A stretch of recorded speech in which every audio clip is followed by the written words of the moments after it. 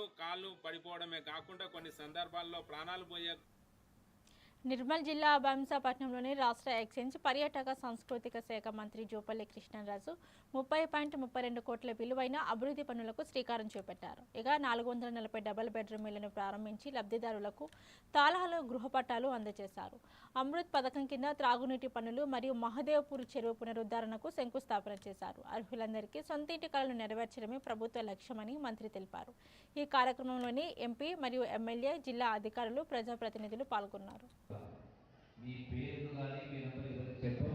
ఎవరైనా ఎక్కడైనా ఒక్క రూపాయి తీసుకున్నా కూడా కలెక్టర్ గారికి, మీ ఎమ్మెల్యే గారికి, ఎంపీ గారికి నాకు వాట్సాప్ పెట్టండి. మీ పేరు చెప్పు. వాళ్ళు అటువంటి వాళ్ళని సహించే సమస్య ఉండదంటే అవినీతికి అవకాశం లేకుండా చేసే కార్యక్రమం ఇది. ఇందులో ఎవరైనా అటువంటి తప్పులు చేసే కార్యం చేస్తే వాళ్ళకు తగిన బుద్ధి శాంతి కార్యక్రమం మనం చేస్తాం. అంతేకాకుండా ఇంకొక సమస్య ఉంది ఇక్కడ. ఈ యొక్క ఘటనలో ఈ యొక్క శ్రీ పాల్సీకర్ రంగారావు ప్రాజెక్టు, ఈ ప్రాజెక్టులో కొందరి పొలాలు మునిగిపోయినాయి, నష్టకరం కావచ్చు, ఆనందాలు కావచ్చు, అట్లాగే కొన్ని ఫౌండేషన్ వేసి గొల్లేసి